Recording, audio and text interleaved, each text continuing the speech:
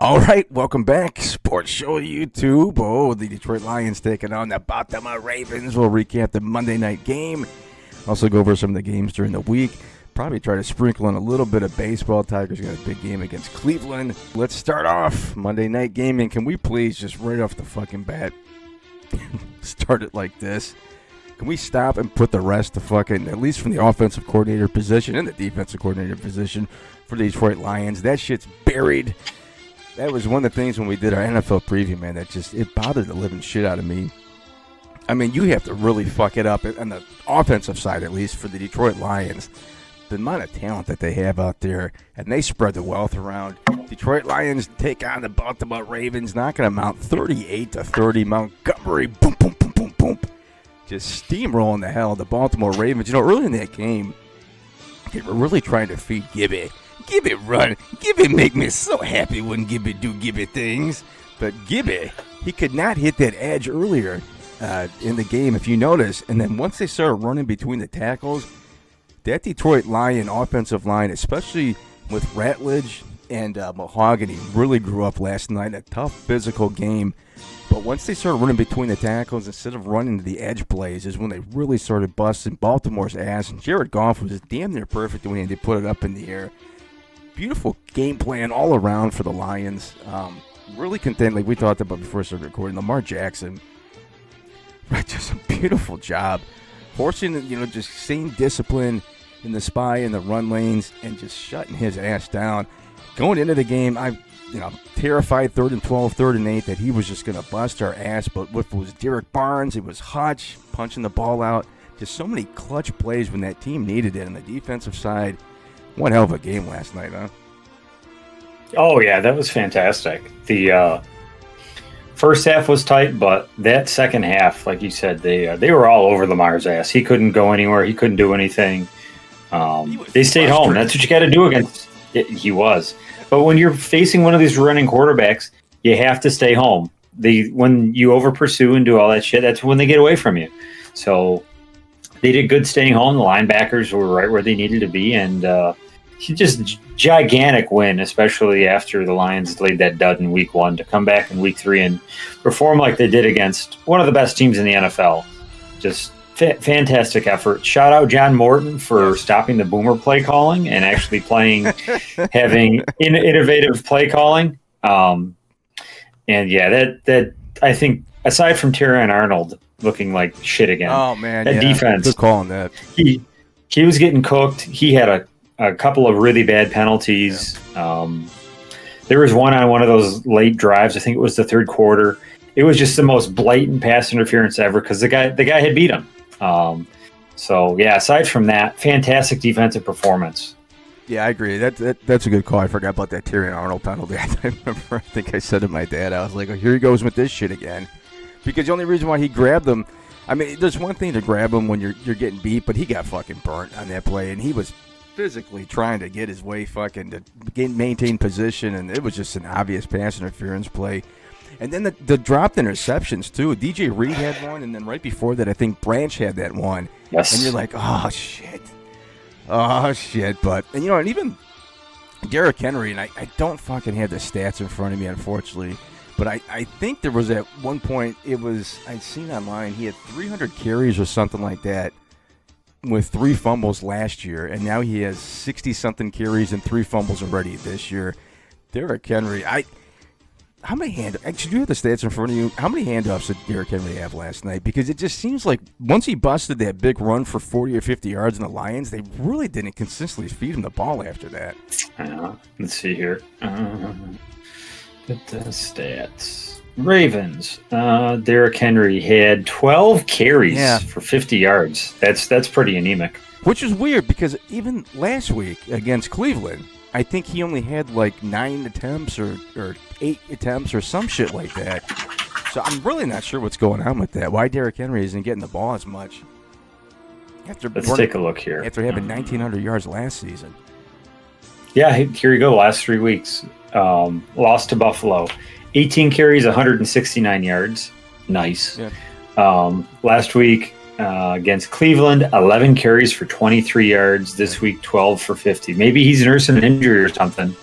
or the play calling just that bad. But he's got fumbled in each of his last 3 games. Right, So. right. But Derrick Henry's one of those backs too. It's like he fumbles, who gives a shit? Because he's just going to pound the damn ball. I think it's the play calling. I haven't seen anything about an injury. Obviously, we're not privy to that information. But it's just really weird what's going on as far as his productivity or lack of getting any kind of attempts. But Baltimore, yeah, they got a tough schedule ahead now, too.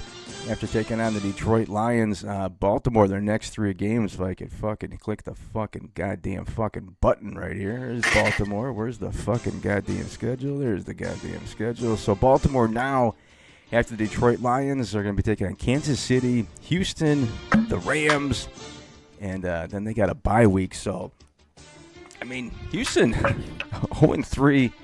It's still one of those things. It's like, I can't believe Houston's 0-3, so I'm still going to consider them a middle-of-the-road decent team.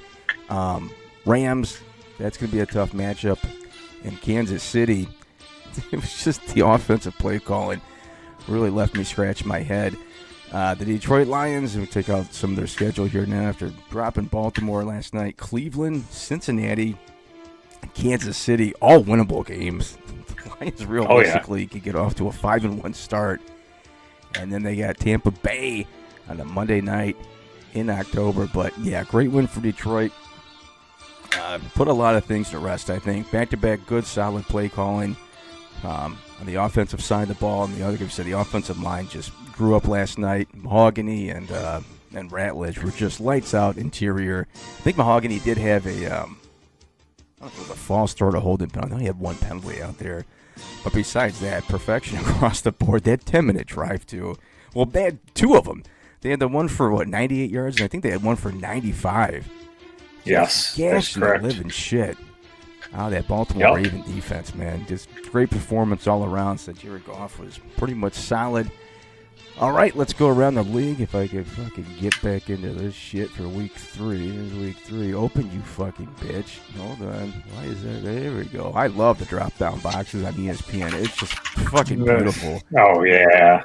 Fuck is it? All right. Cincinnati taking on Minnesota. My backup quarterback's better than your backup quarterback. Minnesota dropping a goddamn bomb on Cincinnati. Carson Wentz, 173.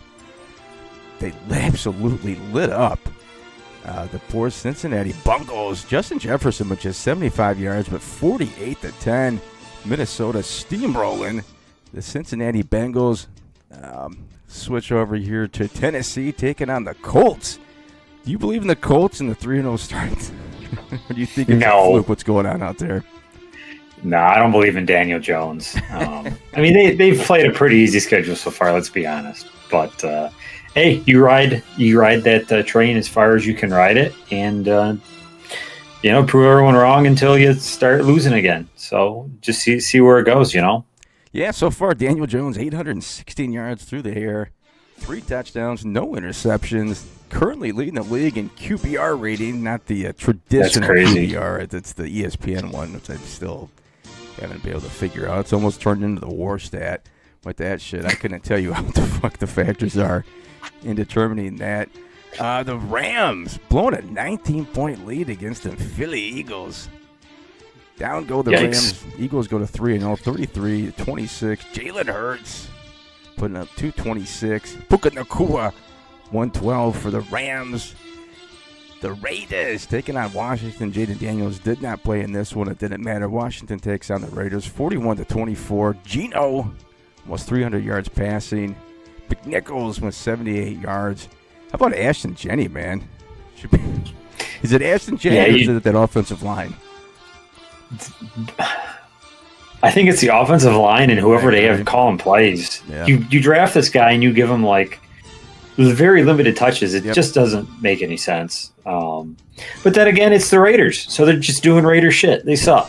Shout out Tom Brady. Shout out Tom Brady trying to cheat for them, going and doing all this announcing shit and then sitting in the fucking coaching booth. Fucking scumbag. Oh, I agree with that. That was kind of fucking weird. And then, of course, they had to put out some kind of statement that it wasn't tampering or wasn't against league rules. That was kind of fucking weird.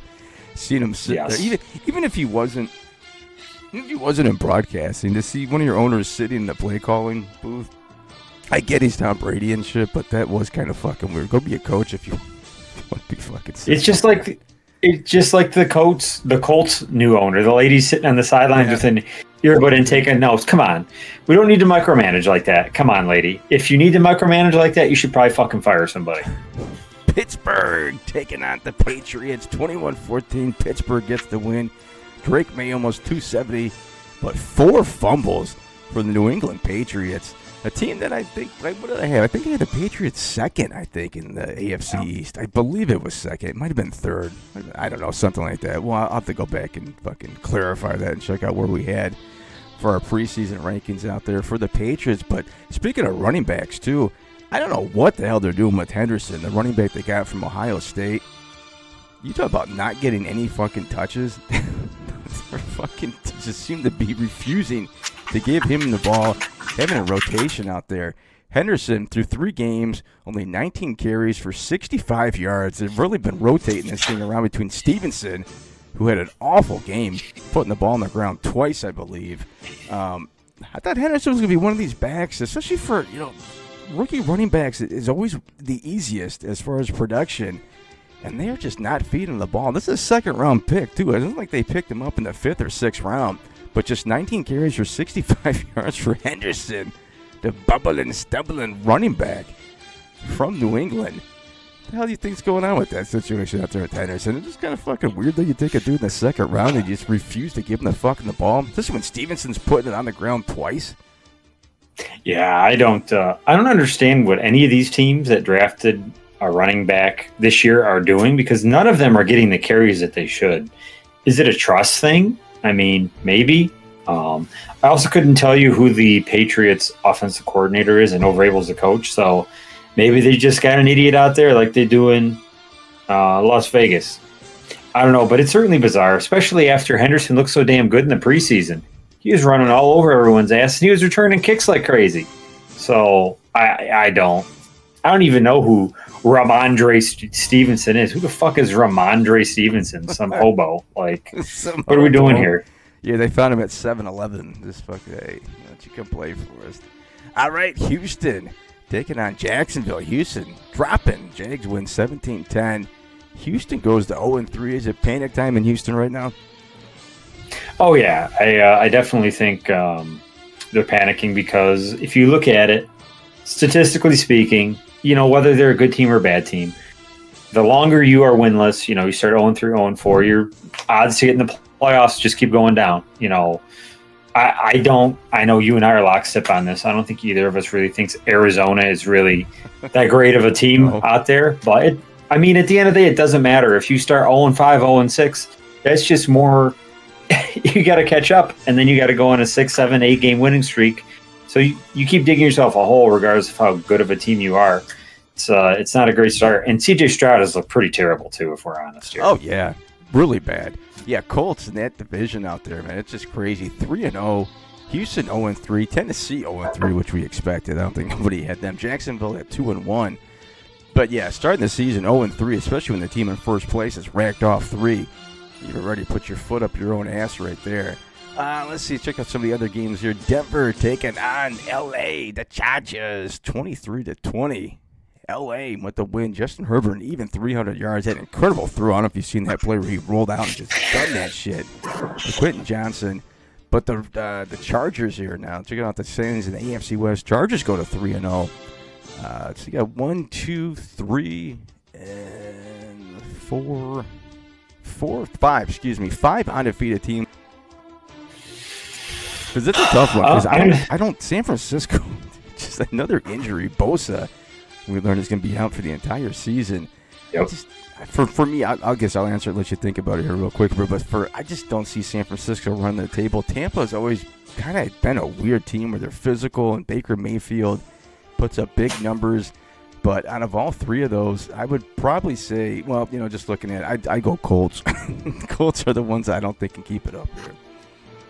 Yeah, I'd say the one I think is for real out of there, I think the Chargers are for real. As much as I hate Harbaugh, I think at the end of the day, he's built a good product out there. I mean, Justin Herbert's over here watching his running back die in front of him, still jumps over him and makes the throw. Like, the dude just needed a better coach, and I think he's got it now. Chargers are for real, and I'll agree with you. As much as I love Baker Mayfield, Todd Bowles I don't think Todd Bowles is a good head coach. The Bucs are going to do Buck shit, and they'll probably end up 9-8 at the end of the season again, and they'll be in the first round of the playoffs trying to beat somebody. That's just my take. And speaking of rookie running backs, Hampton putting up good production out there. Yeah. 42 carries, 142 yards, and a touchdown, 3.4 yards per carry. Nothing spectacular, but compared to its rookie running back class, at least he's putting up some decent numbers out there. The New Orleans Saints, New Orleans Saints getting a bomb dropped on them by Seattle. They lose 44-13. Dallas, weren't you them boys? Dallas, you like what I did, Jerry said. You like what I did, Jordan Maka. 31-14, the Chicago Bears' first victory for Ben Johnson. He gives a shit about his rah-rah speech after the game. I don't know if you've seen that. 31-14, taking out the Dallas Cowboys. Arizona and San Francisco in a wild game right there. San Francisco wins on a game-winning field goal. Mac Jones, a little emotional on the sideline. Did you see that? I thought that was kind of fucking weird as shit. Yeah, Mac Jones is that like 20-something-year-old guy that acts like he's like 90 and he wears like whitey tighties and everything. That's him. And that's him. Too. He's just that awkward dude. They're not going to be no.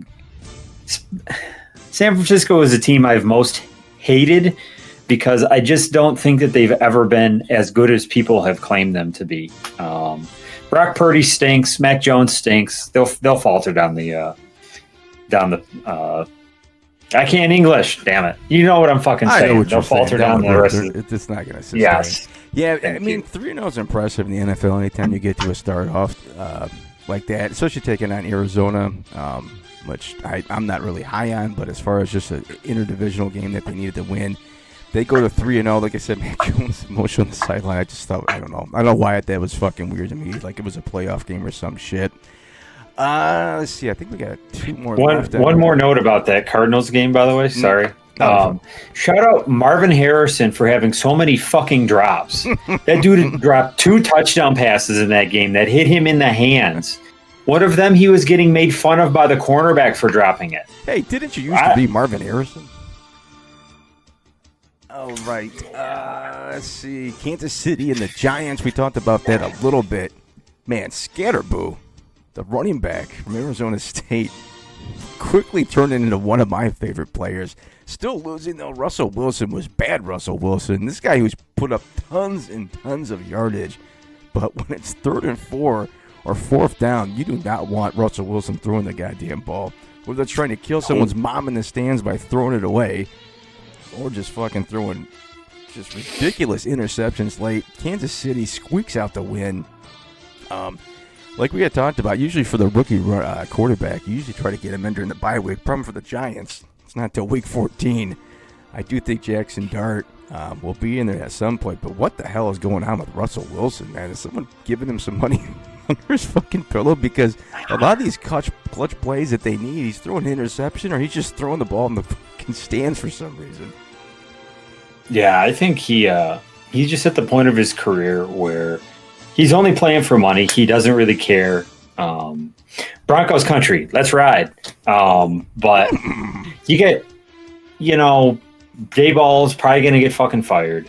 So you got to put the rookie in. Like, you've seen Russ for the first 3 weeks. Objectively horrific, worst quarterback in football. There's no debating that. The man threw it through the goalpost on 4th and goal. You don't get 3 points for that, Russ. I'm sorry. Yeah, you got to make the move. And you don't really know what you're going to get out of Dart. Quarterbacks are kind of a shit show in the NFL these days. It just is. You don't really know what you have until they play. But you got to see. You got to see, and you got to experiment. And if he's bad, he's bad, and Dayball gets fired. If not, then maybe he saves the season. Yeah, I could shout out. Jackson Dart's going to be coming out there, but like I said, Scatterboo, man, this dude. Yeah, this dude's going to have CT by the time he's 25, dude. Yeah, Mike Alstott or Peyton Hillis or some shit. He was just love his fucking game, man. Initiating contact. Atlanta getting their ass handed to him by the Carolina Panthers. Panthers 30-0. Michael Penix just under 200 yards passing. Hubbard with 73 yards on the ground. Not really a lot of offensive production between both teams out there. And Green Bay dropping to Cleveland.